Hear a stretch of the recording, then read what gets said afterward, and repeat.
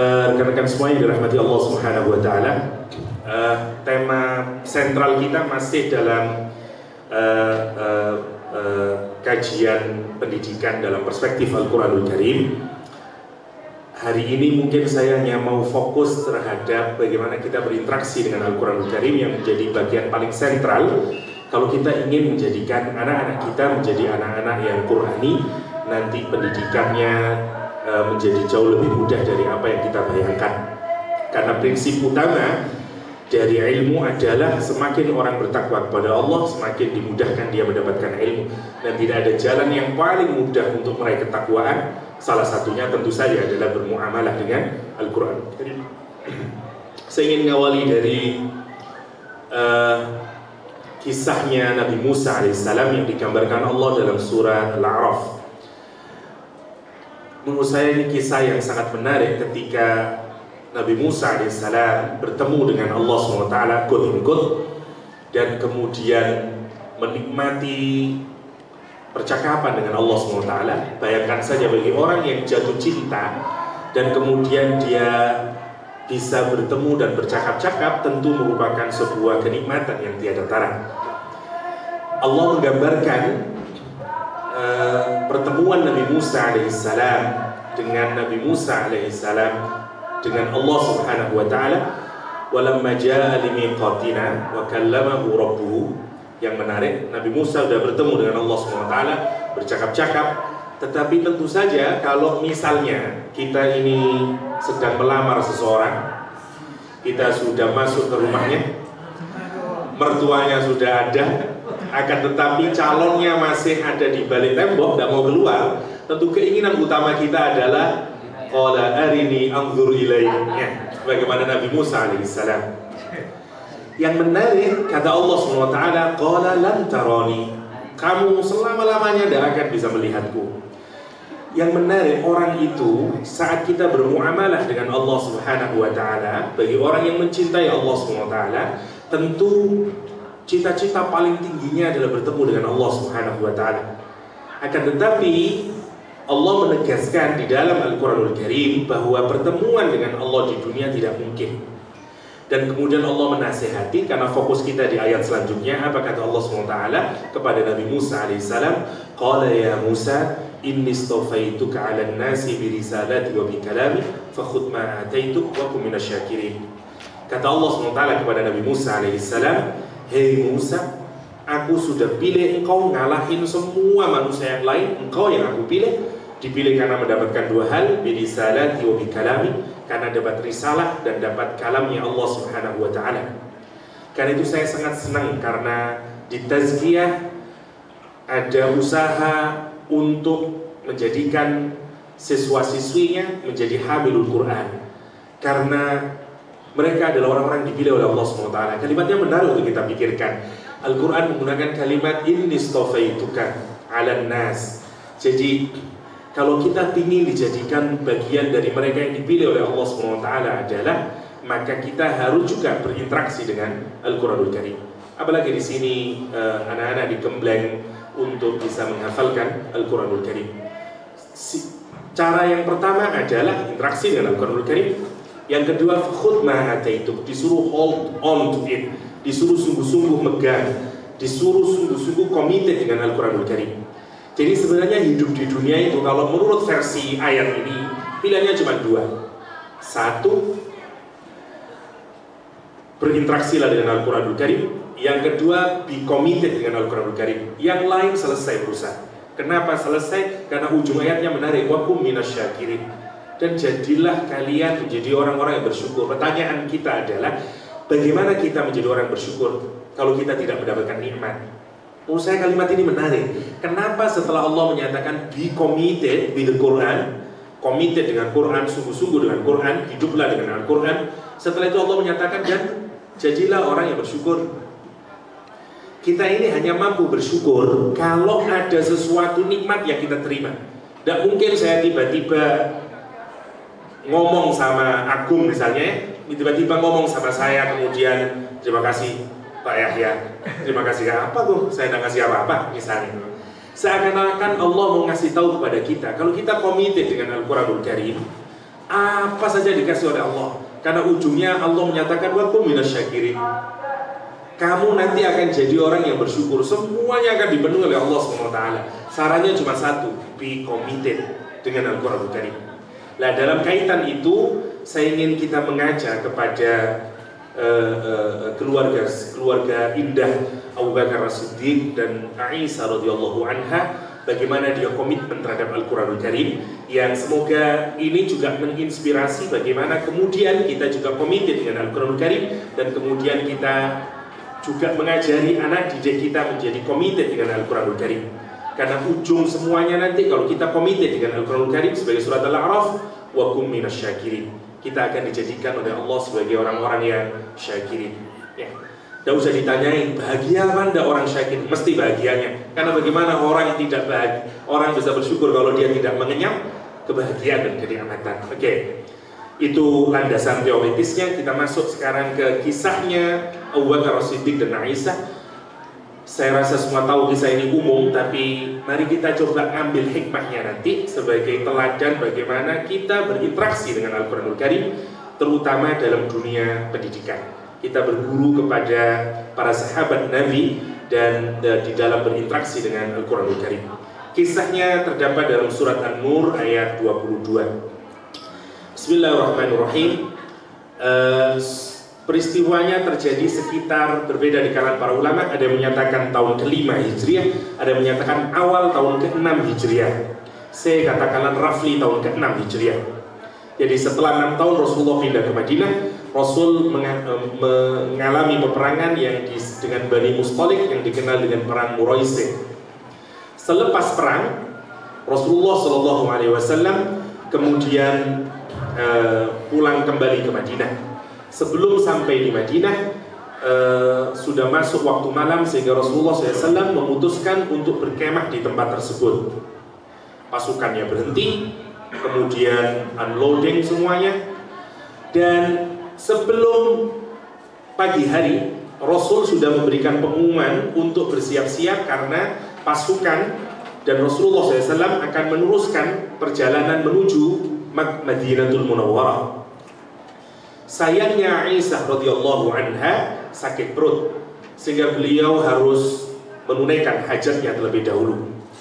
Usia Aisyah ada yang menyatakan kira-kira 18 tahun atau buatlah sweet 17 ya. Setelah menunaikan hajatnya, beliau meraba dadanya dan kalungnya terlepas. Karena kalung itu sentimental bagi Aisyah radhiyallahu anha, sebagian menyatakan kalung pemberian Nabi Muhammad SAW, sebagian menyatakan pemberian Umurman, tapi yang jelas ada nilai sentimental di dalamnya. Ya, memang susah kalau sudah ada nilainya, orang attached to it. Ya. Saya pernah menghilangkan buku dosen saya. Bukunya mungkin ada di tempat yang lain, cuman bukan saya menghilangkan, saya pinjam, saya fotokopi. Dia dapat dari Rusia saat kuliah di sana, ada tanda tangan gurunya, sentimental bukunya. Begitu dihilangkan, saya bawa tukang fotokopinya, saya hadapin ke dosen saya bilang, dia yang hilangkan, dia tidak peduli. No, kamu yang hilangin, kata dia. Saya udah ganti bukunya, dia tetap tidak bisa. Dan berakhir dapat C kuliahnya buku itu. Saya sampai sekarang masih ingat ya, gara-gara buku itu. Sesuatu yang sentimental susah. Aisyah mencarinya sehingga membutuhkan waktu lebih lama. Singkat cerita, begitu Aisyah sampai di tempat kemah pasukan Nabi Muhammad SAW, sudah tidak ada satu orang pun. Rasul dan pasukannya sudah meneruskan. Kenapa mereka kok meninggalkan Aisyah? Dalam hadis riwayat Imam Ahmad digambarkan perempuan-perempuan Madinah saat itu ramping-ramping orangnya, ya. Jadi tidak banyak pangkatnya. Aisyah bayangin sekarang, usia sangat muda, ramping tubuhnya. Dia diletakkan di haudaj, ya, di tandu yang kemudian diletakin di punggung unta.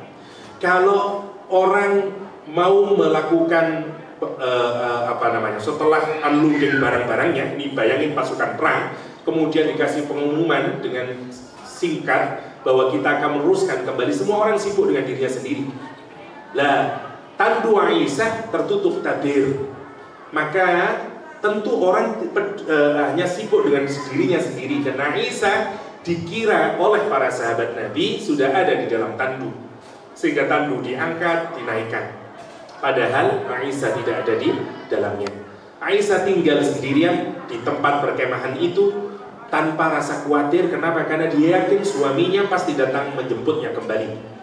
Tapi yang menarik, Aisyah capean, tertidur. Salah satu teknik Rasulullah SAW dalam berperang adalah satu, dia selalu membawa istrinya. Yang menarik, ya, kenapa membawa istrinya? Karena perang kalau lama, ya, jadi menarik. Di dunia ini kalau ada military camp, biasanya tidak jauh dari situ ada pelacuran. Di Korea misalnya, American military camp, pelacuran. Di Cebu, di Filipina misalnya, pelacuran. Masya Allah, ya.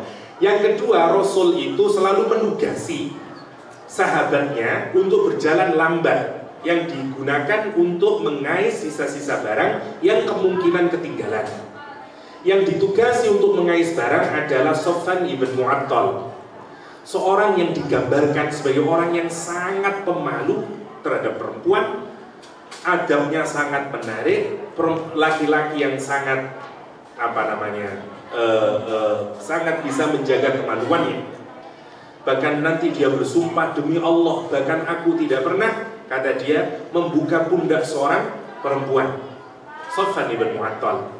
Lah, ketika Aisyah radhiyallahu anha tertidur di tempat perkemahan di mana Rasul dan pasukannya dulu berkemah di situ, kemudian dia mendapati seorang Aisyah radhiyallahu anha ummul mukminin kaget. Lihat kalimatnya, kalimat yang keluar dari lesan Sofwan ibn Mu'attal karena melihat Aisyah radhiyallahu anha. Apa kira-kira kalimat? Kalau kita mendapati seorang gadis sweet 17, cantik, kira-kira kalimat apa yang keluar? Sofwan ibn Mu'attal, inna lillahi wa inna ilaihi raji'un. Ya, agak mirip ya dengan masa muda kita dulu. Kelihatan, bayangin sendirian ada gadis ya, very young girl ya, smart, beautiful, kita ngomongnya inna lillahi wa inna ilaihi raji'un.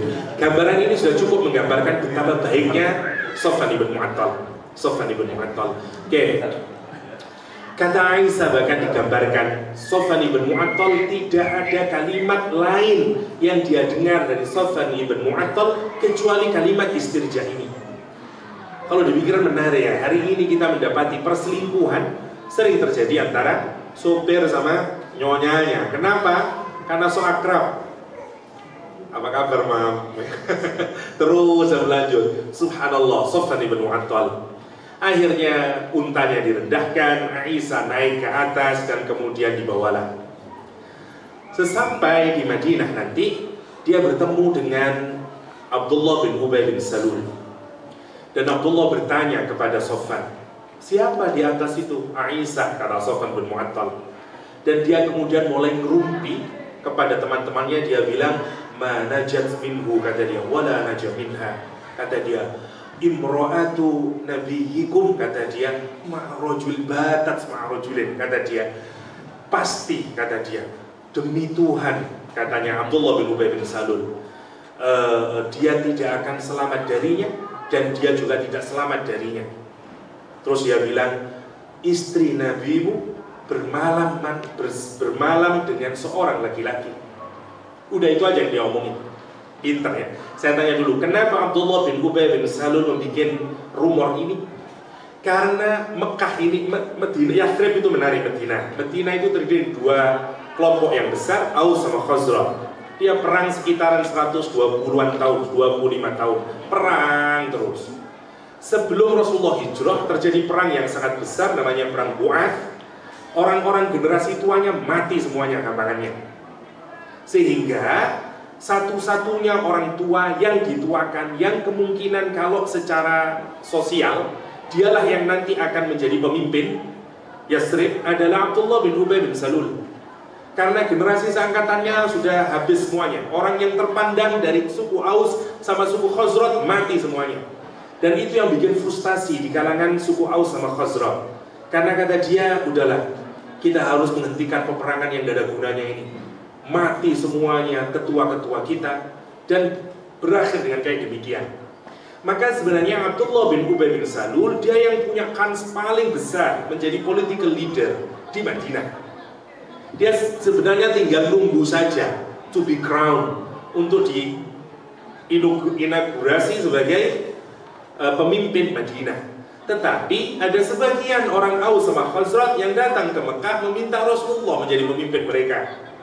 Maka begitu sampai di Madinah, orang-orang semua memilih Rasulullah dijadikan political leader. Tentu saja marah Abdullah bin Ubay bin Salul. Itulah yang menjadi bibit awal kenapa dia jadi orang munafik. Karena sebenarnya dia nih yang mau jadi rektor. Loh, ternyata enggak saya, kira-kira kayak begitu. Karena semua teori menyatakan Abdullah bin Ubay bin Salul. Itu yang kekecewaannya Abdullah bin Ubay bin Salul. Dan dia seorang politikus ulung. Politikus ulung menarik karena kata Abdullah bin Ubay bin Salul, kalau saya melawan Muhammad habis saya. Karena sekarang Aus sama Khazraj bersatu setelah dia mengalami peperangan, dan sekarang figur yang mereka lulukan adalah Muhammad SAW. Kalau saya tidak masuk Islam, saya tambah tidak dapat apa-apa. Mending saya masuk Islam, meskipun saya pura-pura, saya tetap bisa maintain political sama economical position. Saya masih bisa maintain itu. Itu pikirannya Abdullah bin Ubay bin Salul. Karena itu sebenarnya dia masih terus berusaha merobohkan posisinya Rasulullah SAW. Melihat Sofwan ibn Mu'attal, pemuda yang tampan dan gagah, bersama Aisyah di tandu bermalaman, dan dia melihat ini adalah modal yang sangat menarik untuk digoreng. Makanya kemudian dia mulai bikin cerita ini. Dan yang menarik, cerita ini kemudian ditangkap dan disebarkan oleh semua orang. Tidak saja di kalangan orang munafik dan orang Yahudi, tapi juga di kalangan orang Islam. Paling tidak ada 3 orang nanti yang juga ikut menyebarkan berita ini. Saudari dari istri Rasulullah SAW, Zainab binti Jahsy, punya saudari namanya Hamnah binti Jahsy. Hamnah ikut menyebarkan. Hasan bin Sabit yang nanti mau dibunuh sama Sofwan ibn Mu'attal, karena Sofwan tidak tahan dengan omongannya Hasan bin Sabit, syair Rasulullah SAW, tukang syairnya Rasulullah SAW, yang dulu didoakan oleh Nabi, Allahumma ayyidhu bi ruhil qudus. Ya, karena Hasan bin Sabit jago puisi, meskipun dia tidak pemberani, tapi dia paling jago berpuisi. Kalau ada orang menantang puisi, maka Hasan bin Sabit yang diajukan oleh Rasulullah SAW, sehingga Hasan bin Sabit dikasih podium di Masjid Nabawi, dan Rasul mendoakan kemenangan untuk Hasan bin Sabit. Kalau sekarang mungkin debat lah, ya. Allahumma ayyidhu bi ruhil qudus, kata Rasulullah SAW untuk Hasan bin Sabit. Hasan percaya dan ikut menyebarkan. Tidak hanya Hasan, ada tokoh lagi yang bernama Mistah bin Utsatsah al-Mutallibi, sepupunya Abu Bakar As-Siddiq. Miskin, hidupnya tergantung kepada Abu Bakar As-Siddiq. Dia juga ikut menyebarkan. Oke, rumornya beredar kemana-mana. Yang menarik, Aisyah tidak tahu apa-apa. Dia masuk ke rumahnya. Rumor berjalan 1 bulanan. Pertama yang dilakukan oleh Aisyah sakit demam. Kalau Aisyah sakit, kalau istri Rasulullah sakit, biasanya perhatian Rasulullah berlebih. Ini enggak seperti biasanya. Rasulullah cuma masuk, membacakan salam, dan hanya bertanya, apa kabarmu? Setelah itu keluar lagi Rasulullah. Aisyah mulai tanda tanya, ada apa ini dengan suamiku? 1. Yang kedua, Aisyah juga masih belum tahu kalau dia menjadi omongan semua orang. Ada 2 riwayat, nanti ibunya Ummu Rumman berkata kepada Aisyah, ya, nanti menceritakan bahwa di luar sekarang sudah menyebar berita bahwa engkau dikabarkan selingkuh dengan Sofwan ibn Mu'attal. Aisyah nanti bertanya, apakah Rasulullah tahu? Iya. Apakah Abu Bakar tahu? Iya. Nanti ini yang membuat tambah jatuh sakit. Ada lagi riwayat menuturkan menarik, Aisyah radhiyallahu anha yang meskipun semua orang gosipin dia juga nggak tahu. Ini ciri dari wanita salihah, nggak suka dengerin cekan ricek, gosip dan yang lain. Singkat cerita, Aisyah hendak buang air. Dia mengajak ibunya Mistah, Ummu Mistah. Begitu diajak keluar, jariknya terlilit sesuatu, terjatuhlah Ummu Mistah. Sama seperti kita, kalau kita terjatuh tergantung imannya, akan muncul kata-kata meluncur dari lisan kita. Yang meluncur dari lisannya Ummu Mistah saat dia terjatuh adalah Ta'is Mistah. Celaka Mistah. Kaget Aisyah. Kenapa kau mencelakakan anakmu sendiri? Kata Ummu Mistah, kamu tidak tahu bahwa anakku juga ikut mempercayai tentang dirimu. Memang ada apa dengan diriku? Kata Aisyah, kamu dirumorkan bla bla bla bla bla bla. Jatuh sakit Aisyah radhiyallahu anha. Oke, singkat cerita, sakit Aisyah. Aisyah meminta kepada Rasulullah SAW untuk bisa tinggal bersama ayah ibunya Abu Bakar As-Siddiq dan Ummu Ruman. Rasulullah SAW mencari fakta. Dia datangi Usama bin Zaid. Dia tanyain bagaimana pendapat tentang Aisyah. Usama menyatakan, demi Allah ya Rasulullah, tidak ada yang aku ketahui dari Aisyah kecuali kebaikan. Kalau engkau ingin lebih detail tahu tentang Aisyah, tanyalah pembantunya Aisyah, Barirah. Rasul datangi Barirah, simak kalimatnya menarik Barirah. Apa kata Barirah? Tidak ada sedikit pun kejelekan yang aku ketahui dari Aisyah kecuali satu. Aisyah pernah bikin adonan roti, kemudian dia lupa, masuklah kambing ke dalam rumah, adonan roti dimakan kambing. Itu saja kesalahannya Aisyah. Sekarang mari kita renungkan sendiri-sendiri. Kalau kita punya pembantu di rumah, pembantu kita suruh bikin testimoni tentang diri kita, berapa banyak yang akan keluar? Jangan membantu teman sekamar aja lah, atau teman sekantor, gimana? Teman futsal katakanlah, ya Masya Allah kalau kita pikirkan. Barirah, testimoni Barirah menjelaskan betapa baiknya Aisyah radhiyallahu anha.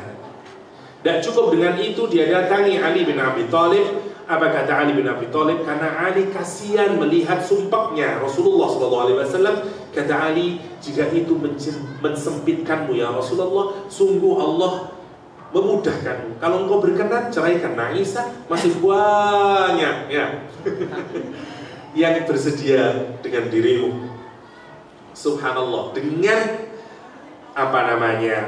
data ini semuanya, Rasulullah kemudian berkhutbah dan menyatakan bahwa sungguh aku tidak ketahui Aisyah adalah istriku, dia bagian dari keluargaku, dan aku tidak ketahui Safwan ibn Mu'attal kecuali laki-laki yang baik, hasuran, dia pemalu orangnya, dia menjaga kemaluannya dan segala macamnya, kata Rasulullah. Maka tidak ada yang aku ketahui dari Aisyah dari keluarga kecuali kebaikan ya. Tetapi semuanya ini tidak bisa mengalahkan rumor yang beredar. Kenapa? Karena faktanya yang terlihat adalah Aisyah jalan berdua dengan Safwan ibn Mu'attal dan bermalaman. Ya, jadi memang susah kalau kita ada fakta mau dilawan dengan apa lagi? Sepertinya. Karena itu nanti beritanya ini disebut dengan ifkun. Ada banyak ya, kalau orang itu mengungkapkan kejelekan orang lain, yang kejelekannya ada pada diri orang tersebut, tetapi kita mengungkapkannya saat orangnya tidak ada, disebut dengan ghibah. Karena tidak ada orangnya, dari kata ghaib. Kalau kita membicarakan kejelekan orang lain, yang kejelekannya tidak dimiliki oleh orang tersebut, namanya buhtan. Tapi kalau kita membicarakan kejelekan orang lain, sementara kita tidak tahu kebenaran beritanya, dan kita belum memvalidasi apakah memang benar atau tidak, namanya ifkun. Ifkun sebenarnya turnover. Kalau kita mendeviate, seperti kalau kita ditelepon, nomornya akan dipindahkan, dideviate ya. Jadi to deviate namanya. Jadi sebenarnya ceritanya begini, diputar balik, di U-turn oleh Abdullah bin Ubay bin Salul. Karena itu peristiwa ini dikenal dengan hadithul ifki.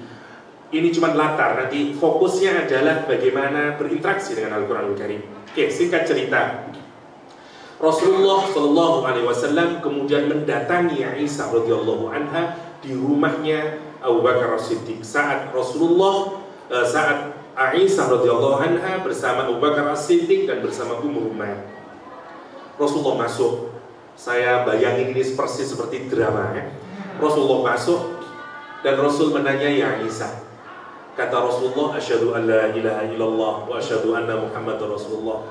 Gini saja Aisyah, kalau kamu yang bersih, bilanglah kalau kamu yang bersih.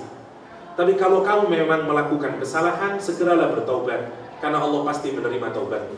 Bayangin sekarang, suami ngomong gitu sama istrinya di hadapan ayah ibunya. Berapa liter itu air matanya? Mesti bagaimana nangisnya Aisyah radhiyallahu anha. Dan Aisyah hanya bisa menoleh ke ayahnya. Dia bilang ke ayahnya, kata Aisyah radhiyallahu anha, ayah, jawablah Rasulullah SAW. Dan Abu Bakar hanya bisa mengatakan, aku nggak bisa jawab dong. Harus dengan jawaban apa aku jawab Rasulullah SAW? Dia noleh kepada ibunya, Umi, jawablah Rasulullah SAW. Dan dia bisa jawab Ummul Rumah, dengan apa aku menjawab Rasulullah SAW? Simak, Ummul Mukminin Aisyah radhiyallahu anha masih belia. Ini pelajaran yang pertama menurut saya. Simak apa yang dilakukan oleh Aisyah. Aisyah radhiyallahu anha menyatakan, kata Aisyah, ya Rasulullah, saya perempuan yang masih sangat muda dan masih ada beberapa ayat Al-Quran yang belum saya hafalkan.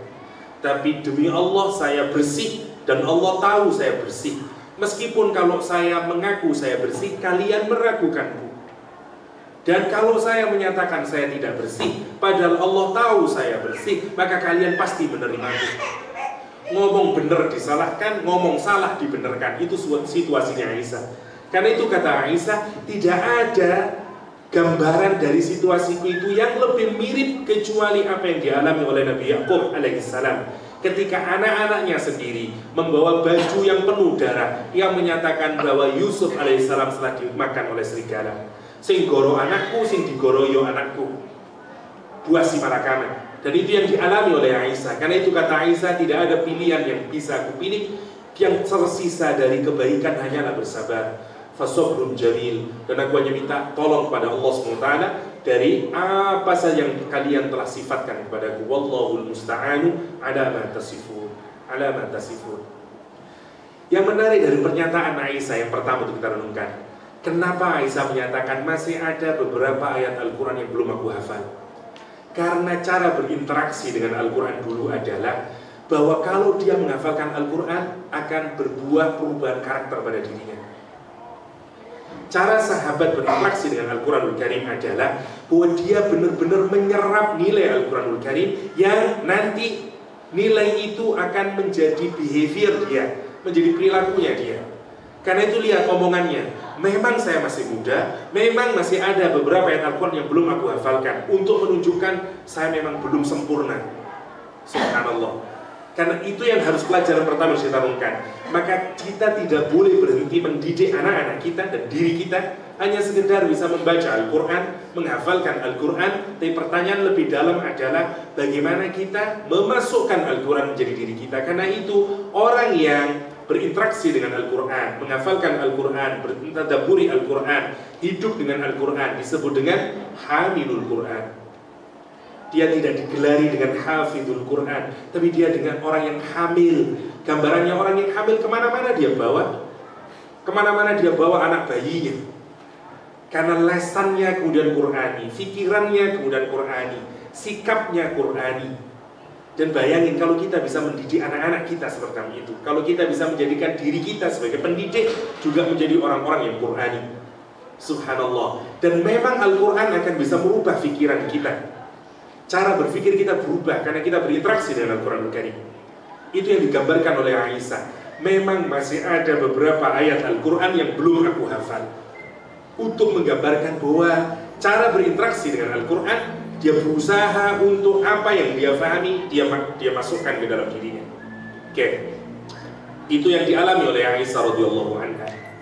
Setelah itu, setelah Aisyah menyatakan bahwa tidak ada yang aku mintain tolong kecuali Allah Subhanahu wa ta'ala dalam kasus ini. Kenapa? Karena dia tidak bisa lagi bergantung pada Rasulullah SAW. Karena hatta Rasul tidak bisa mengklarifikasi persoalan ini. Masya Allah ya. Apa hikmah yang kedua untuk figur Aisyah? Yang pertama, kalau kita ini mau naik kelas ke hadapan Allah SWT, nanti ada ujian di mana kita tidak bisa bergantung lagi kepada siapapun saja di dunia ini kecuali pada Allah. Jadi monggo mangke dipikiraken. Kalau level kita, kula lan jenengan semuanya, nanti mau ditarik oleh Allah menjadi kekasih-kekasihnya, menjadi orang yang dekat kepada Allah SWT, kita akan diuji oleh sesuatu yang kita tidak punya gantungan siapapun kecuali Allah SWT. Kalau hari ini kita masih ngandalkan, kita dapat ujian tapi masih ada suami yang bisa menjadi backup kita, masih ada istri yang mensupport kita, masih ada kawan yang menolong kita. Kalau kita ada pada situasi yang tidak ada siapapun saja, yang tersisa hanyalah Allah SWT, itu tanda naik kelas. Iman kita akan lebih hebat lagi. Kita akan menjadi orang yang lebih hebat lagi. Dan untuk orang sekualitas Aisyah radhiyallahu anha, ujiannya memang tidak mudah. Ujiannya memang tidak mudah. Karena Allah kalau mau mencintai hambanya, Dia mau tahu berapa persen sih dari hatimu yang mau kamu berikan untuk Allah SWT. Subhanallah.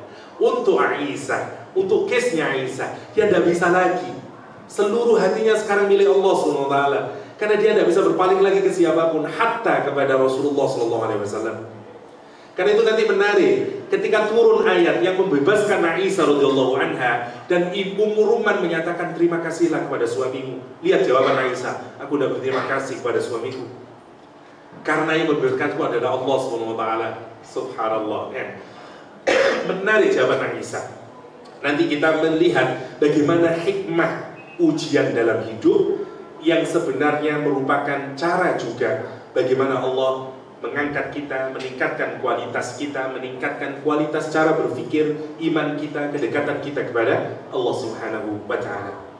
Oke, tidak lama setelah itu, ya, setelah Aisyah radhiyallahu anha menyatakan kepada Rasulullah SAW kalimat-kalimat yang memukau ini, turun ayat Al-Quranul Karim, surat An-Nur ayat 11 sampai ayat ke-21. 10 ayat turun hanya untuk membebaskan dan mensucikan Aisyah radhiyallahu anha. Saya tanya, di mana ada wanita di dunia ini yang 10 ayat turun untuk mensucikannya? Tidak ada. Tidak ada. Bahkan Aisyah sendiri gak menyangka bahwa akan ada 10 ayat turun untuk dirinya yang akan terus dibaca hingga yaumul kiamat. Kata Aisyah, yang aku harapkan itu Rasulullah cuma bermimpi dan Allah kasih tahu bahwa aku bersih. Udah itu aja. Sama seperti dahulu Rasulullah bermimpi didatangi Jibril, kemudian dibuka, kemudian itu ada Aisyah, dan Jibril menyatakan dia adalah istrimu. Aisyah berharap hanya semacam itu. Tapi lihat, kasus ini yang menjadikan kemudian 10 ayat turun. Kan itu syukurnya Aisyah terhadap kasus ini. Kan itu nanti hikmahnya. Ya, coba bayangkan kalau orang diuji dan tahu ujungnya, maka sebenarnya tidak ada satu orang pun yang tidak mau diuji oleh Allah SWT. Bayangin, kalau perempuan-perempuan yang ada di sini nih, tahu bahwa nanti akan ada 10 ayat turun, kira-kira mau tidak menerima ujian seperti Aisyah radhiyallahu anha? Namun kurune lah ngoten, saya siap ya Allah. Kalau ujungnya tahu ada 10 ayat yang turun, 10 ayat yang turun. Ini dramanya untuk Aisyah radhiyallahu anha. Tetapi yang menarik, lihat sikap yang kedua yang diambil sekarang. Kalau tadi oleh anaknya Aisyah radhiyallahu anha, sekarang yang kedua oleh ayahnya Abu Bakar As-Siddiq.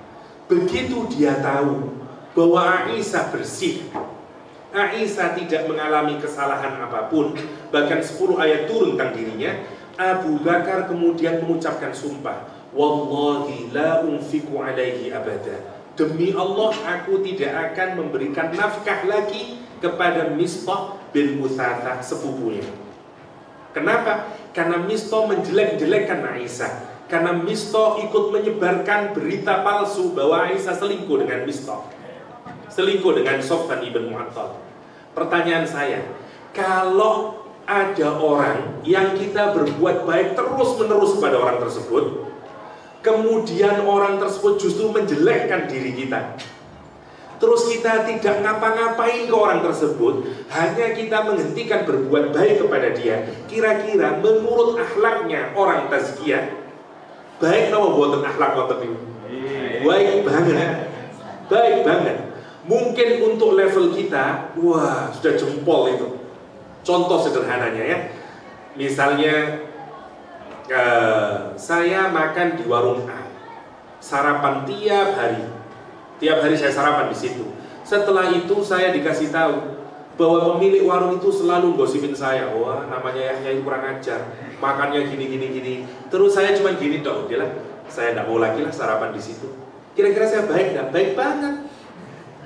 Karena yang normal adalah saya datangin dia, saya labrak dia, sampean ngawur ya Bu ya, apa datanya sampean dan segala macamnya. Bahkan kalau menurut orang Malang, kalau Abu Bakar mendatangi Mistah dan dikuaplok Mistah, insya Allah tidak ada orang Malang satupun yang mencegahnya. Kenapa? Oh Mistah aja nih. Lah awakmu urip tekan Abu Bakar kon ngelok-ngelokno anake. Mesti begitu. Kurang ajar kon iku pancene. Semua orang bahkan membenarkan sikap. Lihat, tidak untuk Abu Bakar As-Siddiq. Lihat, turun ayat Al-Quranul Karim. Wala ya'tali ulul fadli minkum was-sa'ah ayyuhtu ulil qurba wal masakin wal muhajirin fi sabilillah wal ya'fu wal yasfahu ala tuhibbuna yaghfirallahu lakum. Subhanallah. Allah menurunkan ayatnya. Hei orang yang memiliki keutamaan dan keluasan, janganlah kau bersumpah untuk tidak memberikan nafkah kepada kerabatmu, kepada orang yang miskin, kepada orang yang hijrah di jalan Allah SWT. Maafin dia, berlapang dadalah. Apakah kau tidak sangat senang jika Allah ampuni dosa-dosa? Abu Bakar mendengar ayat ini, apa yang dia lakukan? Bala, iya ya Allah, aku senang kalau engkau mengampuni dosa-dosaku. Dan dia kemudian bersumpah datangi Mistah, dia menyatakan selamanya aku akan menafkahimu sampai aku mati. Subhanallah. Lihat, diapain Quran oleh Abu Bakar As-Siddiq? Dia berinteraksi dengan Al-Quran. Nilai Al-Quran itu dimasukkan ke dalam dirinya. Dan itu yang menurut saya sekarang lacking, sekarang nggak ada. Bahwa orang berinteraksi dengan Al-Quranul Karim ditujukan untuk merubah dirinya. Persis seperti Abu Bakar As-Siddiq, persis seperti Aisyah radhiyallahu anha yang mengukur pribadinya dengan Al-Quranul Karim. Saya memang masih ada sebagian ayat Al-Quran yang belum saya hafalkan. Artinya memang I am not perfect yet. Ibaratnya menarik ya, mari kita bandingkan dengan diri kita masing-masing sekarang. Sudah berapa ayat yang mampu kita aplikasikan dalam diri kita sehari-hari? Bagaimana kita mengajarkan Al-Quran kepada anak-anak kita, anak didik kita? Benarkah kita sudah menumbuhkan generasi-generasi Qurani yang tidak hanya mengalirkan Al-Quran dari lesannya, tapi juga dari otaknya, dari sikapnya, dan segala macam? Itu yang harus menjadi PR besar buat kita, terutama untuk diri kita masing-masing sebagai pendidik. Karena kita yang harus pertama kali menerapkan Al-Quran kepada diri kita sendiri, sebagaimana Abu Bakar As-Siddiq. Subhanallah, dia yang menyatakan sendiri, demi Allah aku akan menafkahi Mistah selama-lamanya. Menarik kalimat yang dipilih oleh Abu Bakar As-Siddiq. Karena itu pantas ketika seorang sahabat bertanya kepada Rasulullah SAW, siapakah orang yang paling dicintai oleh Rasulullah SAW? Apa jawaban Rasulullah? Aisyah. Orang itu menyatakan, waqila Abdullah bin Amr menyatakan, ya pastilah kalau suami yang mesti mencintai istrinya. Enggak, dari golongan laki-laki ya Rasulullah. Abuha, ayahnya Aisyah radhiyallahu anha. Menarik kalau kita dengar. Karena kenapa? Karena akhlaknya memukau. Indah akhlaknya, Qur'ani akhlaknya. Aisyah dan Abu Bakar As-Siddiq. Bagaimana dengan Sofwan ibn Mu'attal? Sofwan begitu dikabarkan terutama dia sangat kebakaran dengan kalimat yang diucapkan oleh Hasan bin Sabit. Karena Hasan terus-menerus menyatakan rumor itu.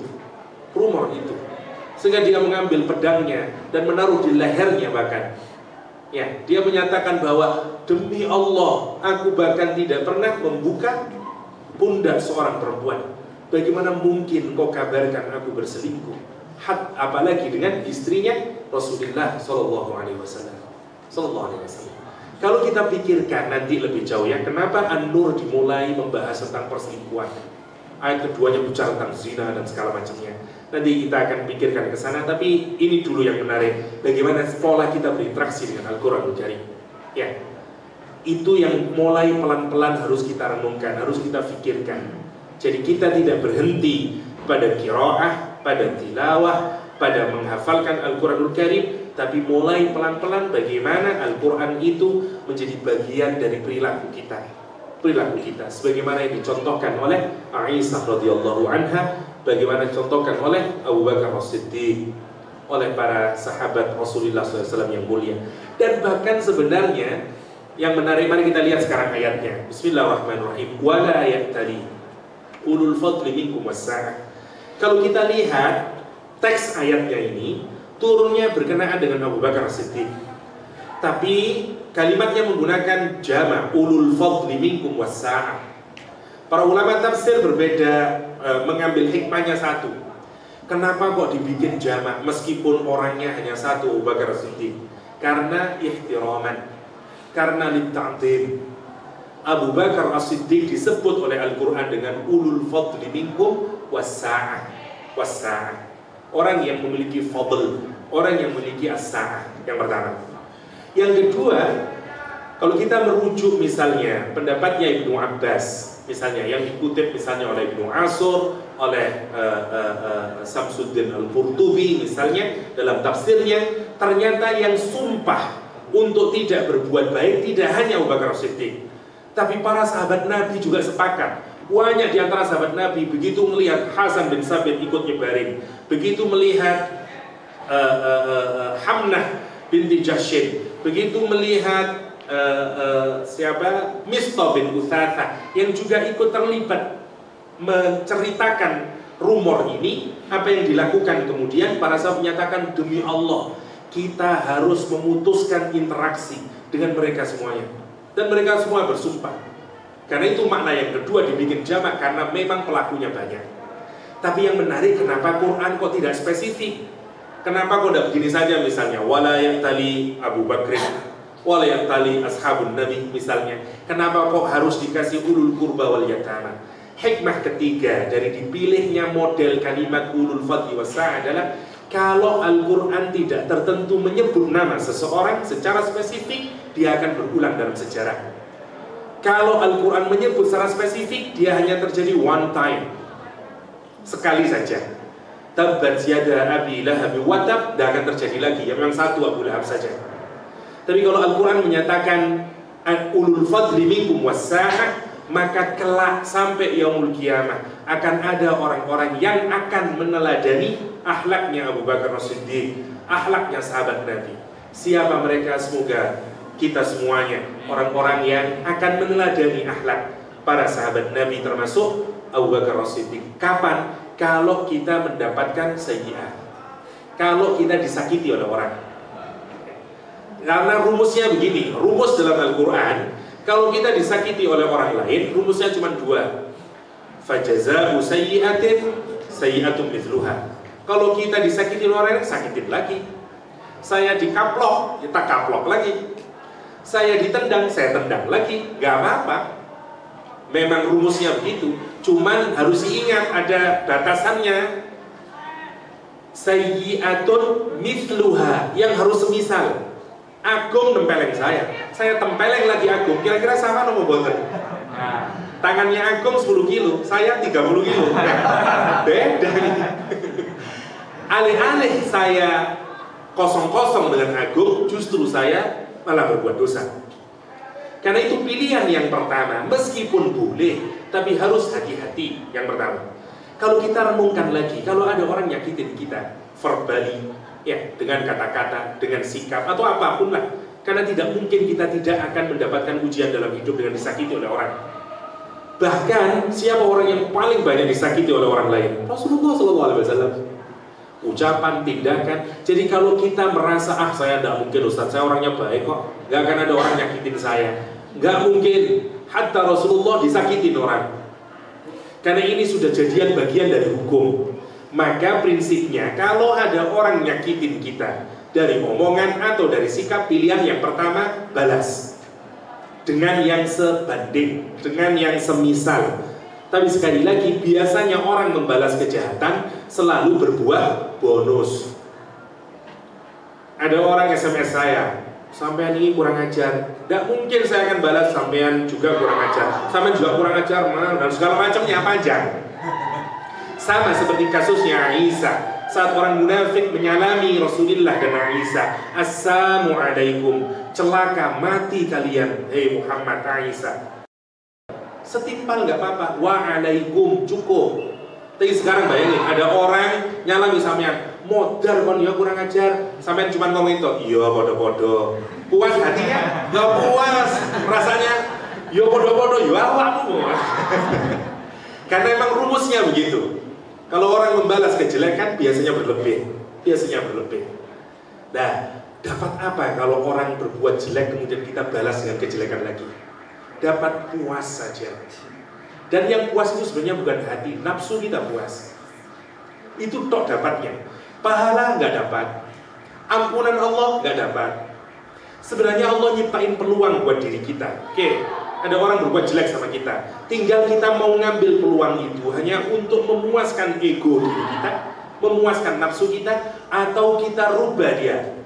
Kita rubah dia menjadi peluang kita untuk mendapatkan ampunan Allah. Kita rubah dia untuk menjadi peluang kita mendapatkan cintanya Allah, pahalanya Allah SWT. Oke, kita lihat sekarang yang kedua. Faman 'afa wa aslaha fa ajruhu 'ala Allah. Siapa yang memaafkan dan kemudian dia berbuat baik, buat islah lagi dengan orang tersebut, maka pahalanya di sisi Allah. Subhanallah, nanti kita hubungkan ayat ini ya. Jadi kalau kita memilih pilihan yang kedua, ada orang nyakitin kita, tapi justru kita berbuat baik kepada dia, sebagaimana yang dilakukan oleh Abu Bakar As-Siddiq, dan ini salah satu etika Quranic ethic ya. Kalau ada orang berbuat kejelekan, tapi sekali lagi, apakah kita harus begitu saja? Boten, karena mungkin iman fluktuate, kadang-kadang berubah, kadang-kadang kita nggak tahan, sakitin lagi. Boten nopo-nopo, sepenting kita tidak berdosa ya.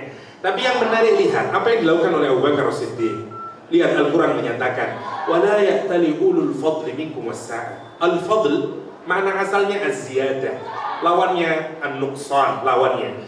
Biasanya dimaknai kelebihan harta memang, tapi juga fadl itu bermakna kesempurnaan keagamaan. Bahasa kita sekarang mungkin orang yang soleh. Kalau kita mengaku orang soleh, satu, karakternya yang dipanggil oleh Allah ulul fadl, orang yang baik agamanya, atau orang yang soleh lah, kita mudahkan. Yang kedua, was-sa'ah. Sa'ah di dalam Al-Quran biasanya ditambahi minal mal, sebagaimana kisahnya Talut sama Jalut. Al-Quran menggunakan ada sa'ah minal mal ya. Ini enggak dibikin terbuka oleh Allah, was-sa'ah. Karena itu sa'ahnya bisa macam-macam. Dia punya kelapangan dalam harta, juga lapang hatinya, lapang imannya, lapang segala macamnya. Tapi karena memang secara umum biasanya kalau muncul kata sa'ah, referringnya kepada harta, maka kalau dimudahkan karakter orang ini soleh, soge. Kalau kita adalah orang yang soleh dan cukup secara harta, maka kita nggak boleh menstop menafkahi siapa? Ulil qurba wal masakin sama wal muhajir. Tiga orang itu. Yang tiga-tiganya sebenarnya adalah sifatnya siapa? Misto. Misto itu saudara sepupunya Abu Bakar, Misto itu orang miskin, dan Misto itu muhajir. Tapi yang menarik, dosa yang dilakukan Misto ini dosa kecil atau dosa besar? Kalau kita buka tafsir, dosa besar. Kenapa? Karena dia tidak hanya menyakiti Aisyah, tapi dia juga menyakiti Abu Bakar As-Siddiq. Terlebih dia menyakitin siapa? Rasulullah SAW. Dosa besar.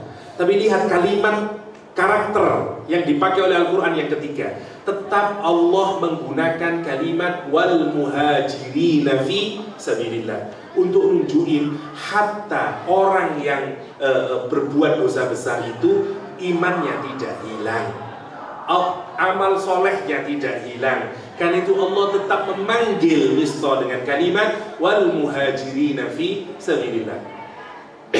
Karena itu lihat, karena apa yang menghilangkan iman? Syirik. Kalau orang berbuat syirik, hilang amal solehnya, hilang imannya. Artinya apa? Hatta sekualitas orang beriman mungkin terjatuh kepada perbuatan kesalahan. Sebagaimana Mistah, sebagaimana Hasan bin Sabit, sebagaimana Hamnah binti Jahsyin.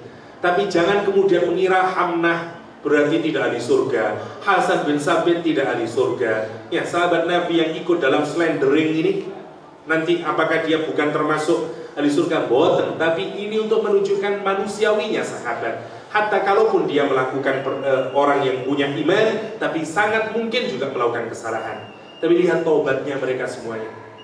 Ya. Nanti semuanya apa? Hasan bin Sabit, ya misalnya, juga ahli Badar. Mistah juga ahli Badar.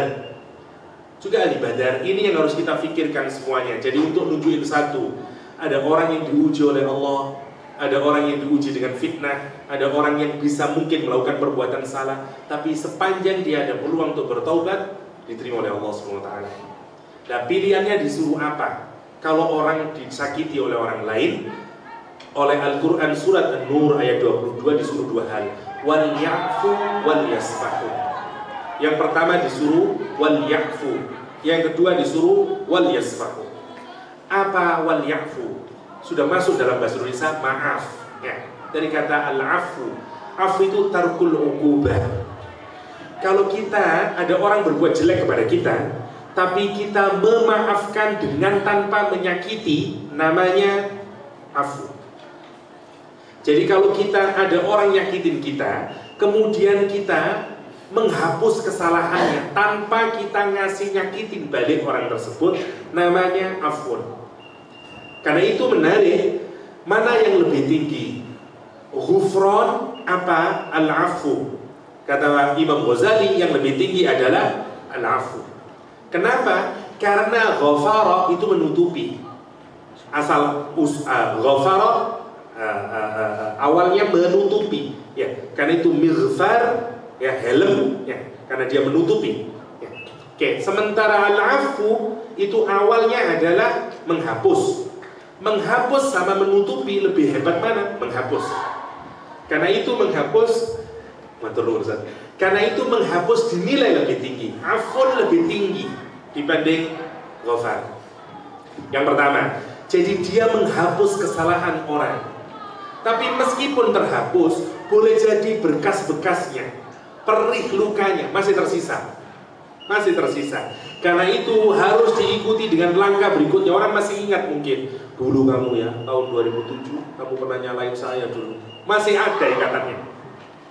Tidak cukup dengan wal ya'fu, Allah menyuruh kita menambah yang kedua, wal yasfahu. Yasfahu, ya, sebenarnya makna dasarnya adalah tarkut takfir. Kalau tathrib, kalau kita meninggalkan nyela orang, kalau kita nggak mau nyela lagi, nggak mau ingat-ingat lagi. Soffaha, salah satu maknanya adalah menyepuh. Kalau ini misalnya saya sepuh, saya kasih emas, tidak akan kelihatan lagi putihnya. Boleh jadi perih yang ada dalam hati, ya, yang ada bekasnya itu kita sepuh. Atau bahasa mudahnya adalah kita ganti dengan lembaran yang baru. Karena meskipun kalau kita menghapus sesuatu masih tersisa itu kumalnya, ya, tidak seperti barang baru. Karena itu kita disuruh buka lembaran baru, open new chapter, dihilanginlah chapter yang dulu. Kalau kita bisa melakukan dua hal itu, lihat kalimat indahnya, ala tuhibbuna ayyaghfirallahu lakum. Tidakkah kalian menyukai Allah ampuni dosa-dosa? Subhanallah, ya. Jadi kalau ada orang nyakitin kita, maka peluangnya dua. Mau dibalas dengan kejelekan lagi, yang hanya mengakibatkan kita puas secara nafsu, ego. Tetapi kalau kita membalas dengan dua hal ini, ya, wal ya'fu wal yasfahu, maka kita akan dapat ampunan dari Allah atas dosa-dosa kita. Di ayat yang lain kita dapat apa? Fa'ajruhu 'ala Allah. Fa'ajruhu 'ala Allah.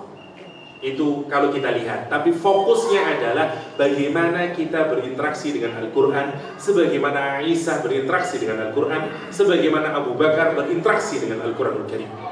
Itu yang harus menjadi PR bagi kita, terutama dalam kaitannya dengan pendidikan sebagai pendidik, dan bagaimana kita mengajarkan nilai-nilai Al-Quran kepada anak didik kita. Karena sekali lagi fokus kita terhadap Al-Quran tidak berhenti hanya sekedar menghafalkan, membacakan, mendalaminya, mentadaburinya, tapi terlebih adalah berusaha menanamkan menjadi karakter kita. Lihat, apa sih tujuan paling akhir dari Al-Quranul Karim pada diri Rasulullah SAW? Kana khuluquhul Quran.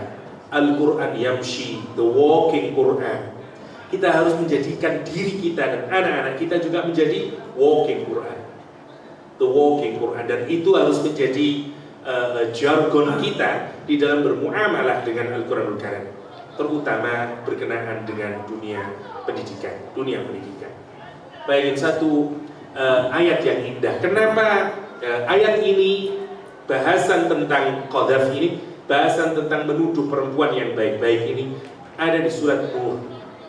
Yang menarik kalau kita renungkan, surat An-Nur, cahaya, ya, ini sebenarnya berbicara tentang masyarakat secara umum. Tapi yang menarik kalau kita pikirkan, kalau kita mau bicara tentang masyarakat, maka tentu orang harus bicara dari unit terkecil yang ada di masyarakat, yakni keluarga. Isu yang paling penting dalam keluarga adalah perselingkuhan, adalah perzinahan. Karena itu lihat, yang pertama digagas oleh Al-Quranul Karim surat An-Nur langsung berbicara tentang perzinahan. Nanti baru sampai kalau sudah keluarga sudah baik, terus sampai ke hukum sosial, tengah-tengahnya surat An-Nur Allah bicara tentang hati. Karena sebenarnya kalau mau menanamkan apapun, kalau kita mau menciptakan kehidupan sosial di lingkup institusi seperti tazkiyah, keluarganya memang sudah harus beres, masing-masing keluarga beres, tapi sebenarnya awalnya dari mana? Dari hati. Karena itu ayat yang pertengahan di surat An-Nur berbicara tentang hati.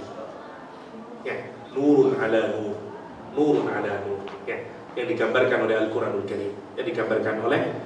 Karim, sebagai gambaran bahwa kalau kita mau mendidik akhlak seseorang tidak ada lagi kecuali dengan Al-Quranul Karim.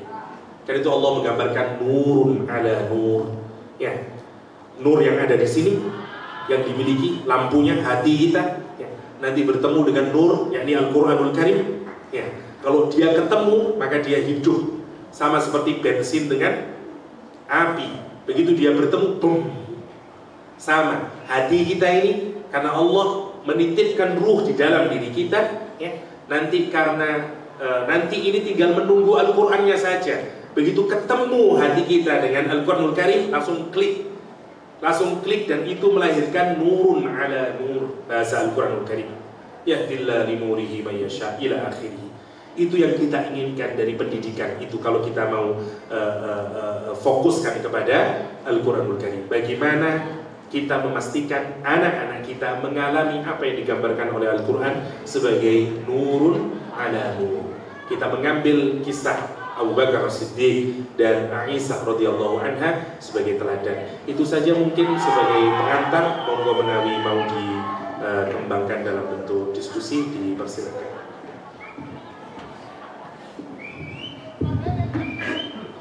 Alhamdulillah, kajian yang sangat luar biasa sekali.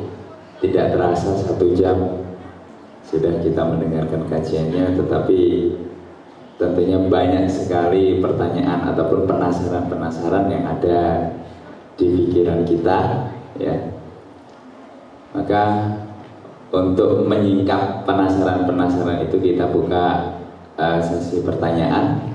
Mungkin satu dari Ustadz, satu dari Ustadzah, ya. Kita buka 2 dulu, tapi nanti baru kita buka lagi. Silahkan. Ya, Ustaz Salman, monggo.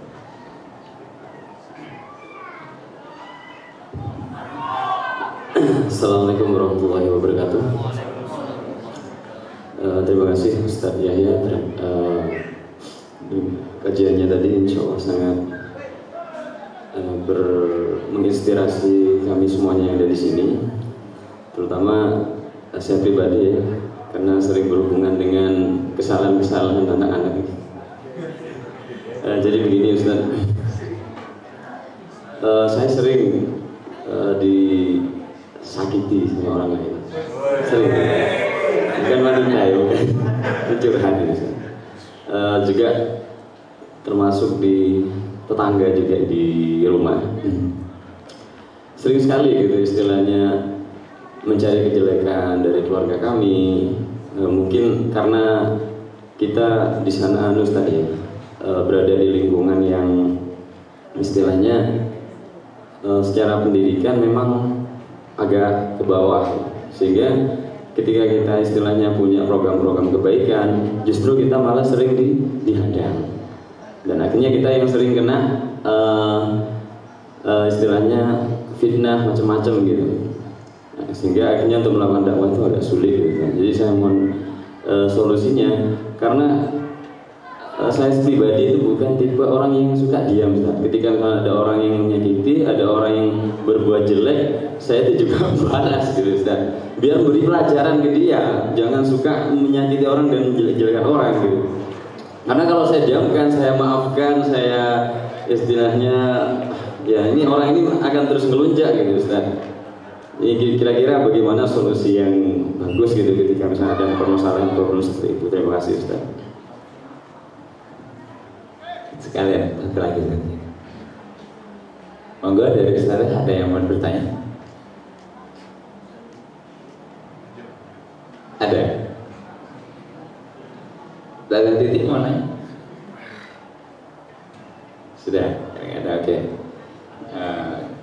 Oh ya, kita lempar ke Ustaz. Ibadah, silakan Ustaz. Assalamualaikum warahmatullahi wabarakatuh. Perkenalkan Ustaz, saya Ibadur Rahman, fans antum ya. Dulu saya pengen sekali belajar tafsir, tapi akhirnya masuk ke sekarang pendidikan bahasa Arab.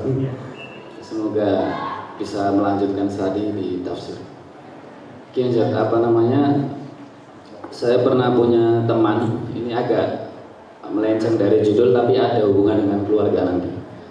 Teman saya pernah memperlihatkan kepada saya silsilah keluarganya. Jadi dia termasuk keturunan Ahmad Dahlan, yang mana silsilahnya ada, menurut dia itu mengatakan kalau ada ke silsilah Nabi. Jadi dari bapaknya itu ada di Yaman sampai akhirnya Nabi. Nah, kemudian di sini di Malang juga saya mendapatkan istilah itu habaib, habib dan sebagainya. Apakah menurut Al-Quran itu emang keturunan Nabi itu masih ada atau memang sudah berhenti? Jadi itu yang membuat saya bingung. Jadi ada sebagian orang yang mengatakan keturunan Nabi itu masih ada, tapi saya sendiri yakin kalau sudah tidak ada. Karena kenapa?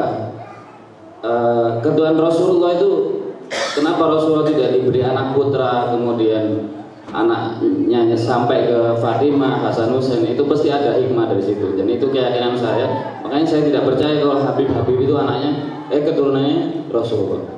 Apakah itu benar ada atau tidak? Itu aja. Assalamualaikum warahmatullahi wabarakatuh. Assalamualaikum warahmatullahi wabarakatuh. Saya jawab dari yang terakhir. Bismillahirrahmanirrahim. Tentang silsilah ya. Apakah masih ada keturunan Rasulullah SAW? Sebenarnya gini, ada disertasi menarik punyanya, saya lupa namanya, dari Amerika yang meneliti tentang Hadrami movement di Indonesia. Tentang dia menceritakan, sebenarnya disertasi ini berbicara tentang bagaimana orang Hadramaut yang datang ke Indonesia nyebarin agama sampai mendirikan organisasi, perca dan segala macamnya, lengkap detail bukunya, menarik untuk dilihat ya. Singkat cerita, kalau mau singkatnya ya, sebenarnya orang yang datang ke Indonesia itu, orang dari Hadramaut terutama, terbelah menjadi dua kelompok. Satu golongan Sayyid, Habaib, dengan golongan non-Habaib. Habaib ini adalah orang-orang yang secara silsilah memang nanti adalah merupakan keturunan dari Rasulullah SAW, tentu saja dari Fatimah, dari Hasan atau dari Imam Husain dan segala macamnya, terus ke bawah. Oke, dari Hasan rata-rata terus ke bawah sampai nanti melahirkan macam-macam seperti Azgaf misalnya, Al-Attas, Syihab, macam-macam. Untuk mudahnya rata-rata yang awalnya A itu banyak yang memang turunan Nabi, yang B tidak banyak ya. Rata-rata yang B enggak ya. Karena banyak, ada Basalama, ada Fakih turunan Nabi ya. Nanti tapi untuk lebih mudahnya saya punya, kalau jenengan tertarik ya, semua marga Hadramaut, mana yang kelompok habaib, mana yang non habaib. Singkat cerita, dulu antara habib non habaib, tradisinya dulu di Yaman, kalau salaman yang cium tangan yang non habaib kepada habib. Di Yaman, bukan tradisi Indonesia. Begitu yang pertama. Yang kedua, kalau menikah, ini tradisi di Yaman sana di Hadramaut. Habib akan menikah dengan yang sesama habib. Asgab sama Alatas misalnya. Syihab sama siapa gitu. Quraisy Syihab misalnya. Kalau yang non habaib, nikahnya dengan non habaib hampir jarang dan merupakan aib. Kalau non habaib bisa menikahi habib. Wah, itu secara cultural orang Hadramaut itu aib. Meskipun nanti ada, misalnya kenapa? Karena misalnya ya masih saudaranya Quraisy Syihab, adiknya Pak Quraisy Syihab dari perempuan menikah dengan mahri. Kalau yang insya Allah kalau saya keliru, mahri bukan non habaib di Melbourne sana, tapi para kaya nikah mereka ya. Jadi karena ada bonusnya ya. Tapi yang menarik, adat ini begitu mereka sampai ke Indonesia, dibawa ke Indonesia. Jadilah, makanya kalau Indonesia jarang banget habaib menikah sama non habaib sampai ke sini. Mereka bikin organisasi awalnya yang masing-masing jadi satu awalnya. Jadi sebelum munculnya Al-Irsyad. Jadi mereka ini Jamiah Khairiyah kayaknya, Al-Khair kayaknya Jamiah. Nah, Pak, saya lupa udah, tapi pertama jadi satu. Tapi kemudian lambat laun mereka berpikir kita ini harus belajar agama lah. Mereka mendatangkan Syekh Surkati. Nanti Syekh Surkati inilah yang ngasih fatwa mulai awal bahwa nggak ada, itu bukan ajaran agama. Cium tangan ke habib itu awalnya dari Syekh Surkati. Yang kemudian pecah ini. Ya semua yang bersifat budaya sifatnya mesti konservatif. Yeah. Semua yang berlaku terus-menerus bagian dari budaya, orang cenderung konservatif. Jenengan saja konservatif sama nasi. Ini nomor boten. Kalau disuruh makan selain nasi nggak mau, konservatif kita. Ya, karena apa? Karena terlalu lama. Semua yang sifatnya budaya akan mengkonserv. Ya, susah kita berubah. Sama dengan mereka. Maka pecahlah aliran habaib ini di Indonesia. Satu menjadi kelompoknya Alawiyin ini, ya kelompok habaib. Yang satu menjadi Al-Irsyad. Nah, ternyata sampai sekarang kalau kita lihat perbedaan itu sangat kuat. Yang habaib itu lebih dekat ke Nahdlatul Ulama, ya. Yang Al-Irsyad sekarang lebih dekat ke yang lain. Ya. Sekarang ke Salafi, ke Muhammadiyah, ke macam-macam. Ya. Semua yang di sini. Dan ini perang terus sampai sekarang masih. Ya. Perang dalam pengertian bukan negatif, tapi masih rata-rata kita bisa melihat perbedaannya dari kedua ini. Apakah ada iya? Kalau saya gimana kita tidak percaya, wong memang satu tradisi kekuatan, memang ada sebagian yang meragukan, tapi tradisi satu. Kalau dari mana mereka mendapatkannya? Biasanya sangat banyak ya kalau kita mau menyelidiki silsilah para kiai atau orang-orang yang bergelut di dalam dunia keislaman di Indonesia sebagai dai misalnya, banyak memang yang masih memiliki silsilah itu. Kenapa? Karena mereka mencatatnya. Dan kalau kita mempelajari mulai riwayat awalnya Sunan Wali Songo misalnya dan segala macamnya, memang kita bisa melihat sampai ke ujungnya masih ke Rasulullah SAW. Ya. Jadi ya gini, cuman ada nanti perbedaan ya. Jadi misalnya kita sebenarnya apakah keutamaan menjadi anak cicitnya Rasulullah SAW ya. Yang disebut dengan ahli bait itu nanti berbeda-beda ya. Jadi misalnya ada yang mengkhususkan anak Nabi dan keluarga Nabi, ini yang paling umum ya, yang paling kuat, yang musoreh. Nanti ada yang sampai dibawa ke sampai 12, nanti jadinya Syiah ya. Sebenarnya di Indonesia tidak sampai sebagaimana seperti di akidah-akidah yang lain seperti di Syiah dan semacamnya. Enggak, kita memang cukup hanya memberikan penghormatan, terutama di Nahdlatul Ulama yang sangat menghormati terhadap para habaib. Meskipun harus kita ketengahkan juga, tidak semua habaib itu selalu dengan pasti dia seorang yang baik. Ada banyak juga yang punya kasus dan segala macamnya. Kan itu sebenarnya wajar-wajar saja sebenarnya, kalaupun ada Habib atau masih keturunan Rasulullah SAW. Belawang sebenarnya kita juga keturunan Nabi kok. Kita ini semuanya kan pasti keturunan dua Nabi. Satu Nabi Adam, dua Nabi Nuh. Udah pasti itu. Karena dulu setelah banjir bah habis semuanya. Yang di bawah itu keturunan anak-anaknya Nabi Nuh. Jadi jangan juga terlalu keturunan Nabi Muhammad. Saya juga dua Nabi, Nabi Nuh sama Nabi Adam alaihissalam misalnya ya. Jadi sebenarnya tidak ada yang perlu dibesar-besarkan berkenaan dengan silsilah itu, keturunan siapa dan segala macamnya ya. Karena ada orang datang ke Sayyidina Ali ya. Dia ngomongin tentang 7 bapak kakek buyutnya, 7 orang yang semuanya orang besar. Saya mengenalkan dirinya, saya adalah anaknya Pak A. Oh, Pak A ini Sambadi. Pak A ini Ben ini Sambadi sampai 7 diurut. Terus ditanyain, ya, karena dia berarti nomor 8. Yang ke-8 ini siapa? Ya. Yang 8 itu yang paling buruk, yaitu yang kamu itu katanya. Ya. Untuk nunjukin bahwa sebenarnya tidak terlalu penting ini silsilah dan segala macamnya. Karena Allah sudah membekali kita dengan yang paling terbaik. Kalau mau kita renungkan, apakah salah Allah menjadikan kita lahir sebagai orang Jawa? Tentu saja tidak. Tentu saja tidak. Kita ini sudah diberikan orang tua, dikasih tempat dan kulit, warna kulit semacam itu sudah yang paling terbaik. Wasawwarnakum, kata Al-Quranul Karim. Allah yang molding kita, bentuk kita dan segala macamnya. Ini harus orang sini, yang ini harus orang sini dan segala macamnya. Kalau saya percaya itu, karena masing-masing berangkat dari ilmunya Allah dan kebijaksanaannya Allah SWT. Kenapa saya jadi orang Jawa? Dan kenapa Agung misalnya dia orang Sunda? Mesti semuanya ada hikmahnya. Karena itu yang paling terbaik. Karena itu yang paling terbaik. Ya.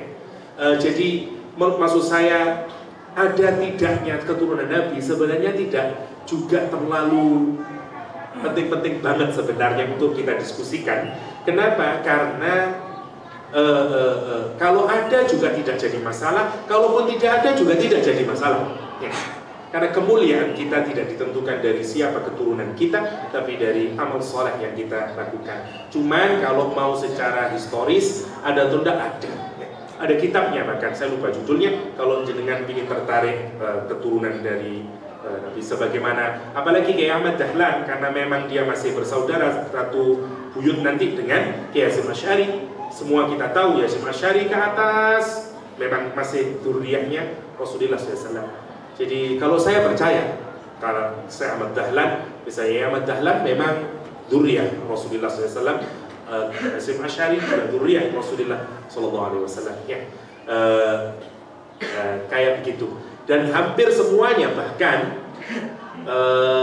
pembawa ajaran Islam baik di manapun rata-rata memang banyak yang dzurriyyah Rasulullah SAW. Termasuk yang paling terakhir ya, yang menguasai Hijaz dulu harus keturunan Rasulullah SAW. Karena itu dulu Hijaz itu tidak bisa dikuasai, diperintah kecuali oleh keturunan Nabi Muhammad SAW. Itu kebijakan khilafah dulu, zaman khilafah. Karena itu pemerintah yang terakhir di Hijaz dulu adalah Syarif Husain Asy-Syarif Habib ya, yang nanti baru terjadi tragedi itu, kalah dan segala macamnya, sekarang menjadi Mamlakah Saudiyah itu. Kira-kira itu. Dulu selalu Syarif keberadaan segala macamnya. Itu juga untuk menunjukkan bahwa ada Syarif, ya ada Sayyidnya. Itu yang pertama. Yang kedua tentang membalas kejelekan. Tentu rumus sederhananya adalah monggo dipikir hikmahnya. Kalau kita mau ngambil tindakan, karena itu indahnya Islam menurut saya. Kapan kita boleh memilih membalas kejelekan dan kejelekan lagi? Kapan kita memilih memaafkan dan melakukan rekonstruksi atau berbuat baik lagi, itu sekali lagi kita pikirkan tentang konsekuensinya. Kalau saya balas kejelekannya, tapi tentu saja kalau mau tahu lebih baik mana yang dipilih, jangan hanya bergantung kepada kita. Kenapa? Karena kita biasanya sudah termakan oleh emosinya. Ada orang nyakitin kita, kalau kita tanya apa yang terbaik, ya udah disikat juga. Tanyalah kepada orang yang lebih netral untuk nunjukin mana yang lebih baik. Karena alih-alih kita mau berbuat baik, tapi justru melahirkan kejelekan yang lebih besar lagi. Kejelekan yang lebih besar lagi. Itu yang menarik. Masih ingat kisah Imam Hanafi yang orang selalu menyanyi terus-menerus? Menarik, dia tidak membalas dengan kejelekan, dia hanya berkata, alangkah indahnya suaramu, apalagi kalau engkau gunakan untuk membaca Al-Quranul Karim. Kalimat itu justru yang menyadarkan dia, dan dia menjadikan dia menjadi salah satu murid terbaiknya Imam Hanafi misalnya. Jadi tentu kita harus pilih-pilih. Kalau ada orang nyakitin kita, maka kita yang harus pikirkan orang ini tipikalnya kayak apa. Dan itu indahnya Al-Quran, karena itu selalu ngasih pilihan-pilihan. Karena memang ada tipikal orang, itu juga yang dilakukan oleh Rasulullah SAW.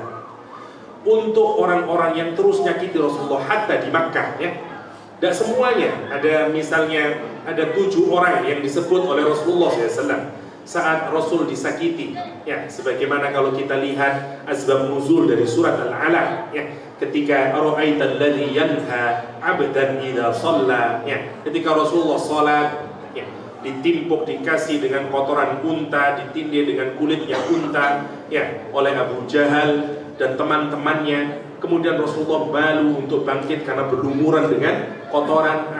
Fatimah nangis membersihkan dirinya, dan kemudian Rasulullah berdoa yang kemudian menyatakan Allahumma 'alaika bi Quraisy. Rasul menyatakan, menyebut satu-satu, Allahumma ya Allah, aku serahkan padamu Abu Jahal, aku serahkan padamu, satu-satu disebut oleh Rasulullah. Dibalas kejelekannya dengan kejelekan lagi, ya, ada. Tetapi tentu saja itulah indahnya Islam. Maka kita harus lihat, ini kira-kira kalau saya balas dengan begini, makin lebih baik atau enggak. Satu yang harus dipikirkan, bagaimana kaitannya dengan agama, bagaimana kaitannya dengan orang tersebut, dan bagaimana kaitannya dengan diri kita sendiri. Wise-lah dalam memilih pilihan itu, ya. Lihat, ada sekian banyak. Habab bin Arad misalnya datang ke Rasulullah SAW, tubuhnya melepuh, punggungnya seperti disetrika, dan dia menyatakan, ya Rasulullah, mata Rasulullah, kapan ini ya Rasulullah, pertolongan Allah. Tidak kuat rasanya, punggung sudah seperti disetrika, mengelupas. Kata Rasulullah, kamu bersabar. Tidak dibalas oleh Rasulullah SAW. Ya, nggak ada banyak kalau kita lihat. Tapi untuk seorang Utsman bin Affan, ya, yang hanya dikabarkan dibunuh, Rasul menyatakan kepada semua sahabat, kita retaliate, kita perang. Dan semua orang kasih tangannya, kita siap ya Rasulullah. Yang terkenal dengan bai'ah Aqabah, ya. Menarik, maka harus dipikirkan apa yang harus kita pilih dalam kaitannya dengan membalas kejelekan. Tetapi sekali lagi, pilihan itu harus berangkat dari manfaat yang lebih besar. Apa yang kita pilihkan? Untuk kasus-kasus yang berkenaan dengan pribadi, biasanya maka pilihan afa wa aslaha, pilihan ya'fu wal yasfahu biasanya adalah pilihan yang terbaik. Tapi kalau dimensinya misalnya jenengan punya sekolahannya dikotorin orang terus, ya'fu wal yasfahu terus, ya ini nanti kan lihat dimensinya, ini berkenaan dengan orang banyak dan segala macamnya. Karena itu, kalau mau lebih baik lagi, kalau mau melakukan tindakan, bertanyalah kepada orang yang lebih bijak atau yang lebih netral, sehingga kita punya pikiran yang lebih baik. Kalau kita mau mengambil tindakan sebagai bentuk balasan, itu yang harus kita hati-hati. Karena jangan sampai saat kita membalas, maunya menghasilkan kebaikan, tapi justru yang lahir adalah kerusakan yang lebih besar lagi. Itu yang harus kita hati-hati di dalam membalas kejelekan orang lain. Prinsip dasarnya, kalau berkenaan dengan private case, pilihan afa wa aslaha pilihan yang terbaik. Tapi kalau berkaitan dengan maslahah umum, berkaitan dengan publik, lah biasanya afa wa aslaha kadang-kadang tidak cukup. Kita kadang-kadang dibutuhkan balasan yang lebih tepat lagi, ya, sesuai dengan konteksnya masing-masing. Kita kados ngoten karena memang tidak bisa, ya, sama lah seperti anak, ya, kadang kita memaafkan, kadang kita jewer anak, kadang kita dan segala macamnya. Karena apalagi kita yang harus jelas membedakan apa kejadiannya, potensinya kayak apa dan segala macam. Kira-kira itu untuk dirumuskan. Tentu saya tidak bisa membincangkan case per case, tapi monggo kalau mau mensikapi satu perbuatan dipikirkan seluruh alternatifnya sehingga bisa menghasilkan keputusan yang paling baik, insyaallah. Kita nonton sudah. Alhamdulillah. Mungkin kita cukupkan dulu ya karena waktunya juga terbatas. Sehingga untuk acara terakhir yaitu doa, mungkin Ustaz Yahya bisa. Alhamdulillah, semoga apa yang kita lakukan pada pagi hari ini diterima oleh Allah SWT dan kita dijadikan pendidik yang mengakrabi Al-Quranul Karim dan kemudian menjadikan anak-anak didik kita menjadi ahli Quran, hidup dalam Al-Quranul Karim. Allahumma sholli ala Muhammad wa ala ali Muhammad walhamdulillah rabbil alamin. Allahumma ij'alna hudan alamin dan ولا تجعلنا واليوم بالسوء والضيق ربنا هب لنا من ازواجنا وذرياتنا قرة اعين واجعلنا للمتقين اماما ربنا اتنا في الدنيا حسنه وفي الاخره حسنه وقنا عذاب النار وادخلنا الجنه مع الابرار يا عزيز يا غفور يا رب العالمين وصلى الله على نبينا محمد واله وصحبه وسلم والحمد لله رب العالمين والسلام عليكم ورحمه الله وبركاته.